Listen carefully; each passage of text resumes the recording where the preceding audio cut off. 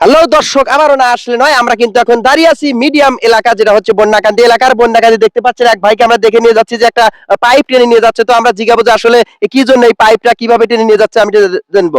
কাকা, কাকা, কি অবস্থা? আপনি যে পাইপ টেনে নিয়ে আসতেছেন, এই পাইপ দিয়ে কি করবেন আপনি?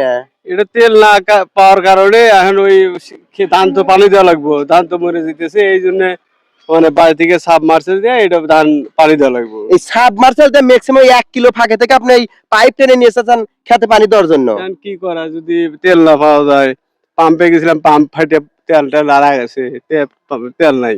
যাই হোক দর্শক, আসলে যে কথাটা আপনাদেরকে বোঝানোর জন্য চেষ্টা করছে সেটা হচ্ছে তেলের অভাবে কিন্তু আসলে শেষ প্রকল্প, যেটা বাংলার প্রাণ, গ্রাম বাংলার প্রাণ, যে প্রাণ সেটা হচ্ছে ধান। আর সেই ধান খেতে যদি পানি না দিতে পারে তাহলে কিন্তু কৃষকের মুখে ফুটবে না হাসি। আর কৃষককে আমরা বাঙালি অবশ্যই অনেক ভালোবাসি। আর আপনারা দেখতে পাচ্ছেন যে এই পাইপের দ্বারাই সেই বাসা থেকে 1 কিলোমিটার ফাঁকে থেকে কিন্তু পানি নিয়ে এসে এই ধানের জমিতে কিন্তু তারা দেবে, কারণ দেওয়ার পরে কিন্তু সোনালী ধান কৃষক